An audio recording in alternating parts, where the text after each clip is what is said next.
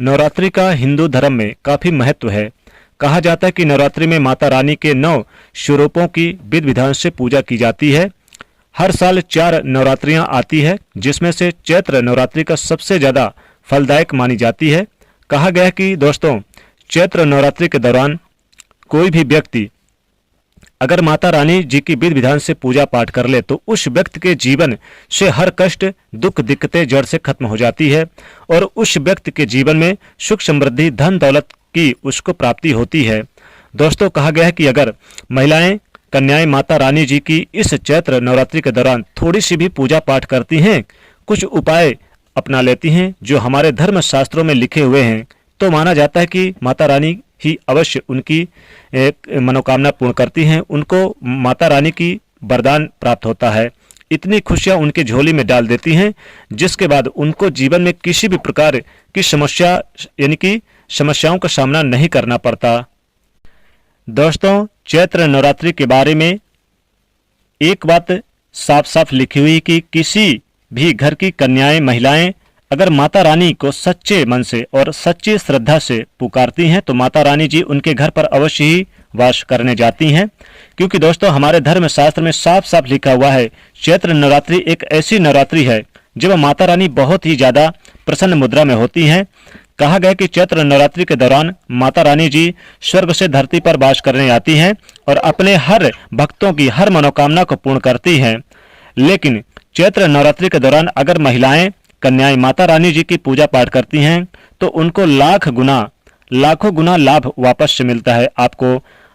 आपको आज के इस वीडियो में हम वो चीज बताने जा रहे हैं जिन चीजों को अगर आप जान लेते हैं और विधि विधान से पूजा पाठ करते हैं इस चैत्र नवरात्रि के दौरान, तो मान के चलिए आप अपने जीवन में कितनी ही बड़ी समस्याओं में फंसे हैं, घिरे हैं, कितनी ही बड़ी परेशानी का सामना कर रहे हैं और कितना ही दुख आपके राह पर यानी कि है, तो वो हर तरीके से परेशानी और दिक्कतों को माता रानी जी उससे मुक्ति दिला देंगी। क्योंकि यहाँ पर साक्षात आपको माता रानी जी का आशीर्वाद और वरदान मिलेगा। दूसरी तरफ आपको हम बताएंगे कि इस चैत्र नवरात्रि के दौरान महिलाओं को वो कौन सी 2 चीजें हैं जो अवश्य ही कर लेनी चाहिए। क्योंकि अगर महिलाओं ने ये 2 चीजें सिर्फ कर ली इस चैत्र नवरात्रि के दौरान तो अवश्य ही आपको माता रानी जी का वरदान और आशीर्वाद मिलेगा, जिसके बाद आपको जीवन में आपको किसी भी प्रकार से दुख तकलीफ कभी नहीं होगी। दोस्तों, अगर आप पुरुष हैं या आप महिला हैं, इस वीडियो को लास्ट तक अंत तक देखिएगा, क्योंकि आज हम इस वीडियो में आपको वो जानकारी देने जा रहे हैं जो आपके जीवन से हर प्रकार के दुख को खत्म कर देगा और आपके जीवन में हर प्रकार के सुख को लाएगा। आपको हम बताएंगे चैत्र नवरात्रि के दौरान आपको वो कौन सी चीजें ऐसी हैं जो अवश्य ही कर लेनी चाहिए।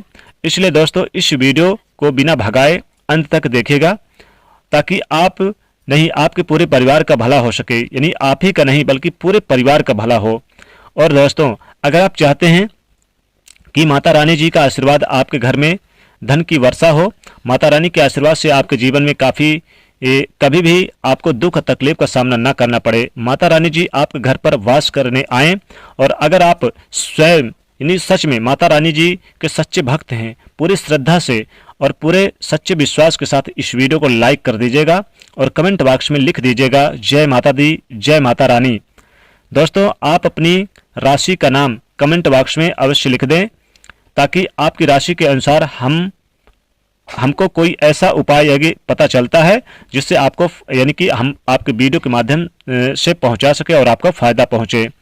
दोस्तों, अब आपको इस वीडियो में बताने जा रहे हैं कि आपके घर की महिला को, कन्या को वह कौन से ऐसे उपाय कर लेने चाहिए इस चैत्र नवरात्रि के दौरान, जिससे आपके घर की कन्याएं और महिलाओं को ही नहीं बल्कि पूरे परिवार को फायदा पहुंचे। देखिए दोस्तों, एक बात तो जरा ध्यान रखिएगा, चैत्र नवरात्रि, शारदीय नवरात्रि और 2 गुप्त नवरात्रियां जो हमारे हर साल यानी कि पड़ती है, इस दौरान माता रानी जी अवश्य ही आपके घर पर वास करने आती हैं। कहा जाता है कि इस दौरान जिन व्यक्ति ने माता जी की विधि विधान से पूजा कर ली उस व्यक्ति को माता रानी जी का वरदान मिलता है। लेकिन देखा गया है कि दोस्तों, लोगों से जाने अनजाने कुछ ऐसी गलतियां हो जाती है जिसकी वजह से माता रानी रूठ जाती है, रुष्ट हो जाती है और आपके हाथ से वो मौका निकल जाता है जब आप माता रानी जी का वरदान प्राप्त कर सकते हैं।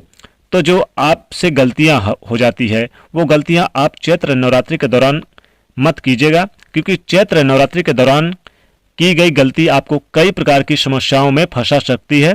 और इस बार की चैत्र नवरात्रि पर कुल 21 तरीके के शुभ और दुर्लभ महाशुभ संयोग बन रहे हैं, जैसे ब्रह्म सिद्ध योग, इंद्र योग, पुष्य नक्षत्र योग जैसे कुछ 21 योग बन रहे हैं। आपको बस कुछ उपाय करने हैं, इस वीडियो में हम आपको बताने जा रहे हैं। इस चैत्र नवरात्रि के दौरान आपको कभी भी कर लीजिएगा और माता रानी जी का आशीर्वाद आपको प्राप्त हो जाएगा। वीडियो को बड़े ध्यान से देखिएगा, इसलिए आपसे निवेदन है कि वीडियो को अभी तक लाइक नहीं किया तो वीडियो को लाइक कर दीजिएगा, दोस्तों को शेयर कर दीजिएगा और चैनल को सब्सक्राइब भी जरूर कर लीजिएगा।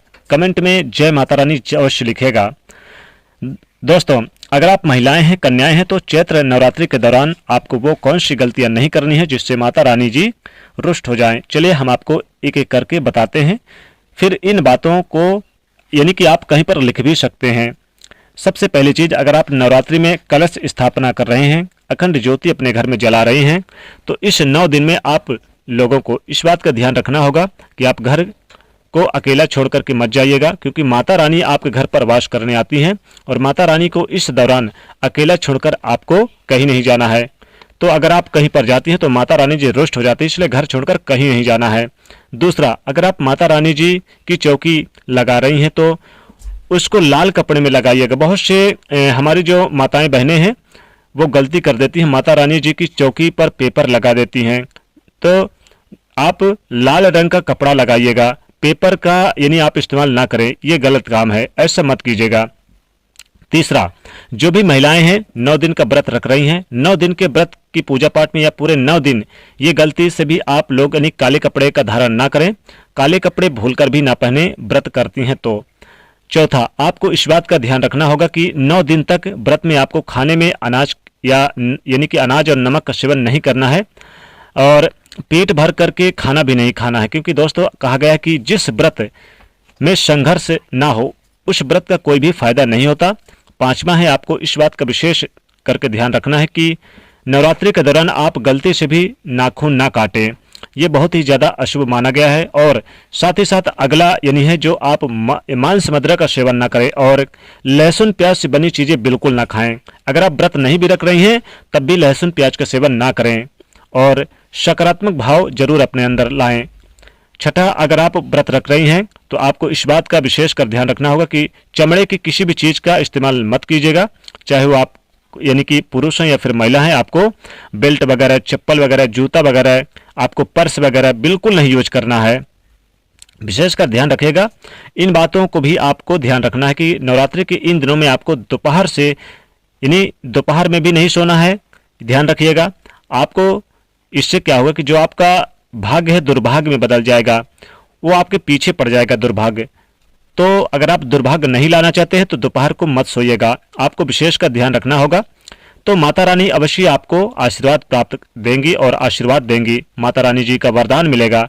अब हम आपको बताएंगे कि नवरात्रि के दौरान वो कौन सी वो चीजें हैं जिनको अगर आप करती हैं तो अवश्य माता रानी जी का वरदान मिलेगा और आशीर्वाद भी मिलेगा।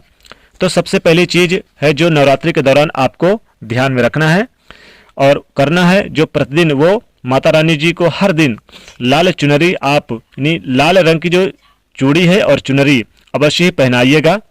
ये बहुत ही शुभ माना जाता है, कहा जाता है कि इससे आपको भौतिक सुखों की प्राप्ति होती है। दूसरा है, आपको इस बात का ध्यान रखना होगा कि नवरात्रि के दौरान माता रानी जी को जब आप आरती करती हैं तो अब क्या करें, आप लाल रंग के कपड़े धारण कर लें, तो माता रानी जी का साक्षात वरदान प्राप्त होगा और आपका भाग्य आपके साथ रहेगा। तीसरा, नवरात्रि के दौरान जो भी महिलाएं सीताफल को धारण करती हैं उनको साक्षात माता जी का आशीर्वाद प्राप्त होता है, मिलता है। नवरात्रि में जरूर सीताफल का भोग लगाएं, सीताफल का सेवन भी करें नवरात्रि के दौरान। जी हाँ, सीताफल का सेवन करना मतलब माता रानी दुर्गा जी ने स्वयं कहा है कि जो भी सीताफल का सेवन करता है उसके घर में स्वयं वास करती हूँ। और नवरात्रि के समय में आप माता रानी को चुनरी जरूर अवश्य उठाएं, माता रानी जी को लौंग अर्पित करें। लाल चुनरी में आप 21 लौंग रखकर और माता रानी जी को अर्पित करें और नवमी के दिन आप इसे धन के स्थान पर रख दें तो इतना धन आएगा कि संभाल नहीं पाएंगे। तो इस प्रकार से ये कार्य करें, माता रानी जी का कृपा प्राप्त होगी, घर से दुख दरिद्रता दूर होगी। स्वयं माँ दुर्गा ने कहा कि जो स्त्री नवरात्रि में ये काम करती है चुपचाप कर लें तो उसकी हर इच्छा पूर्ण मैं कर देती हूँ। तो कमेंट बॉक्स में जय माता दी लिख दीजिएगा और अभी तक वीडियो को लाइक नहीं किया तो लाइक कर दीजिएगा, चैनल को सब्सक्राइब कर लीजिएगा और वीडियो को ज़्यादा से ज़्यादा दोस्तों को शेयर कर दीजिएगा। जय